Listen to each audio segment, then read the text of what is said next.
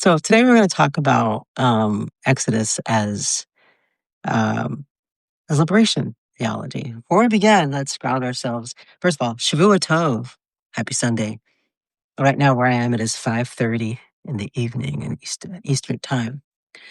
So let's ground ourselves in some gratitude. So thank you to the divine source of everything for giving us this new week, this new year, this new day.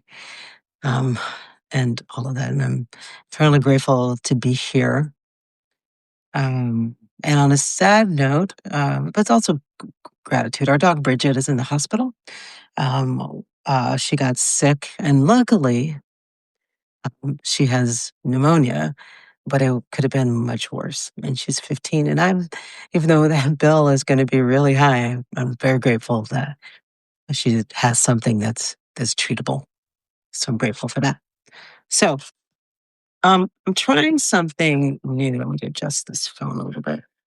Trying something new. I often think about a lot of things before I write them. So I've been thinking about this, and this wasn't the first time I've thought about it. I wrote a paper about this in medical school, but I was thinking about it more expansively. Um, so before I write it, or maybe I won't write it. I don't know, but I'm gonna talk to you all about it. All right. So let's get into it, as they say. So we've entered into the book of Shemot, the book of Exodus. And the word Shemot means names, and the book of Shemot begins with names.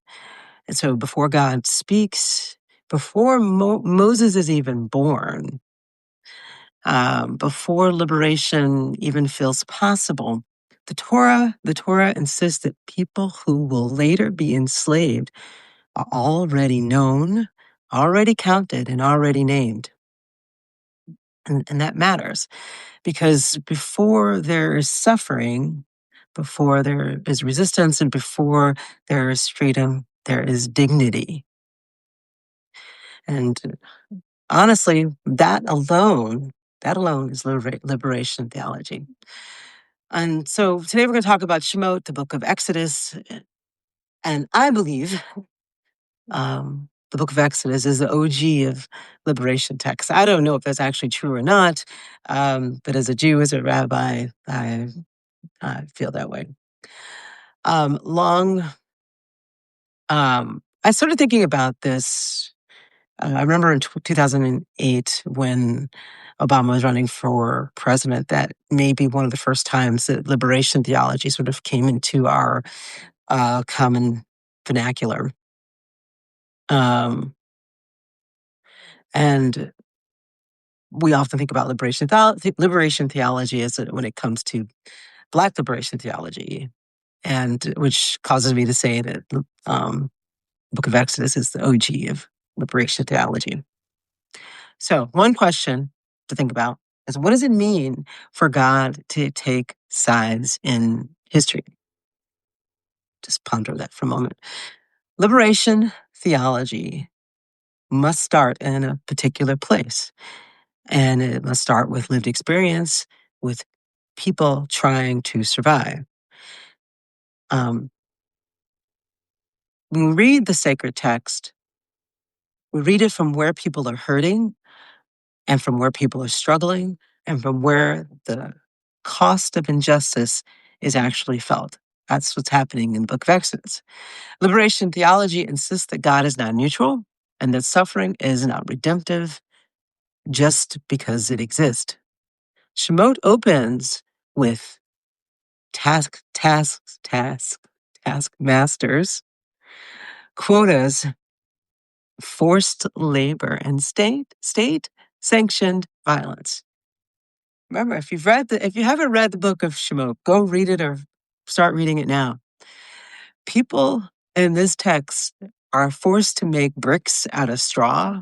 Is that even possible? Anyway, forced to make bricks out of straw. Midwives are ordered to kill babies, and mothers are hiding their children.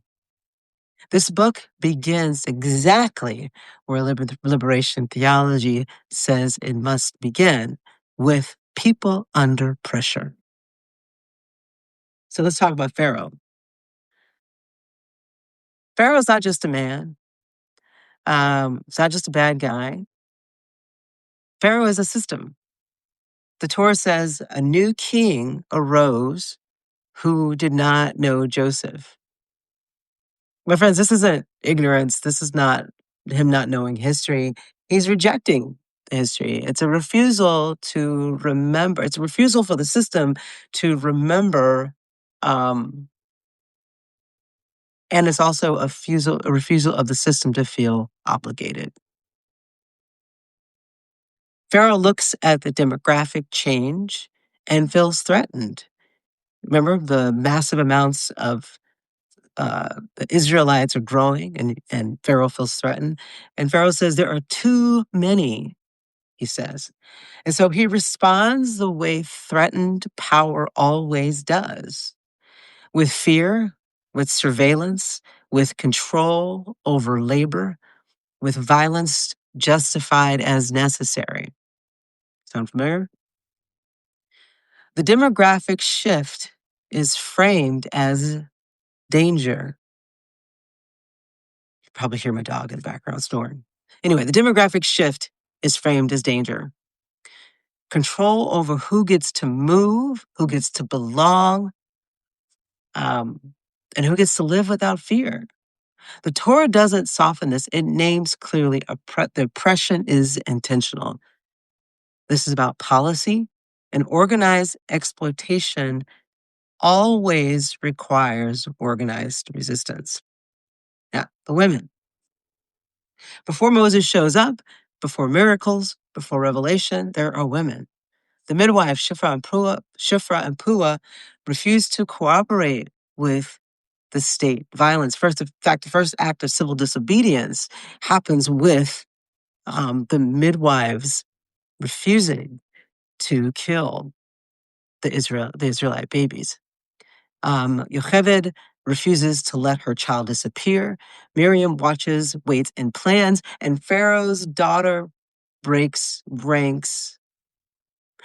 Liberation begins with these quiet acts of refusal.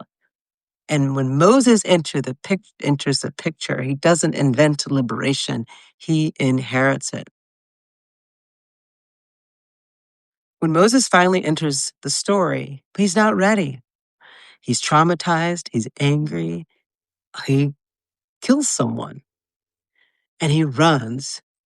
Moses' story at the beginning is not a hero story, it's a survivor story. When God speaks to Moses from the burning bush, God doesn't say, I have evaluated the people and found them worthy. God says, I have heard the cry. The people are crying. They're not just praying, they're crying. Moses, as you know, has a stutter.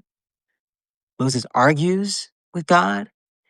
He carries guilt and unfinished healing. And he's still called. Because liberation can't wait for people to be fully healed before they join the work. The movement needs people who show up, still learning, still struggling, and still carrying their wounds. God responds to pain before worthiness, and freedom is not earned, it's demanded. The people demand freedom.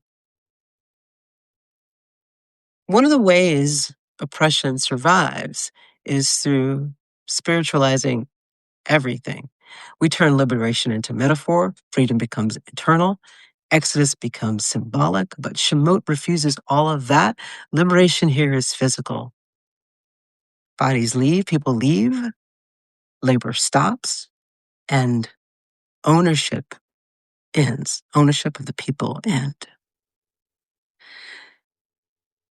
This is about people walking away from what was killing them. And the Torah is clear. God's holiness is bound up with dismantling exploitive systems. And theology that praises God while ignoring suffering is rejected in this text.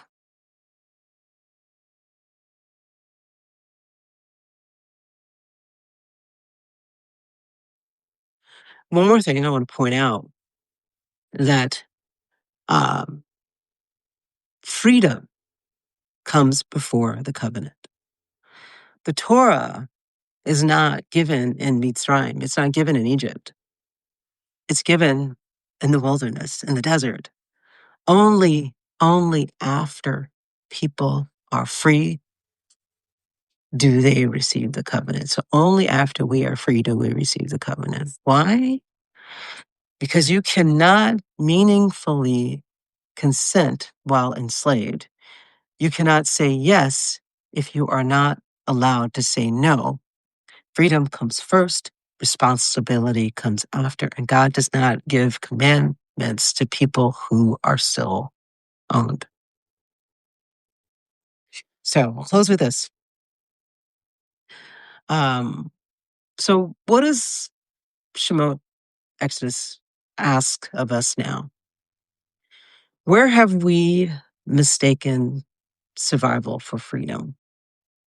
Where have we spiritualized suffering instead of confronting systems? Who are the Shifra and Puas of today? Judaism doesn't begin in abstraction.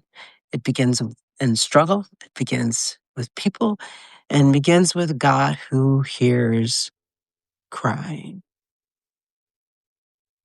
And liberation, real liberation, is never just something we remember.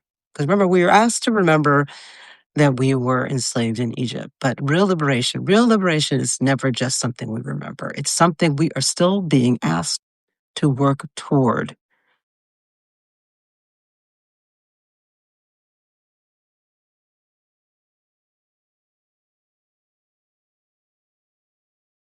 And whose cries are we willing to hear?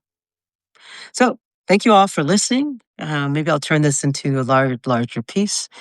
So working on it. And one more question for this week. What would freedom require?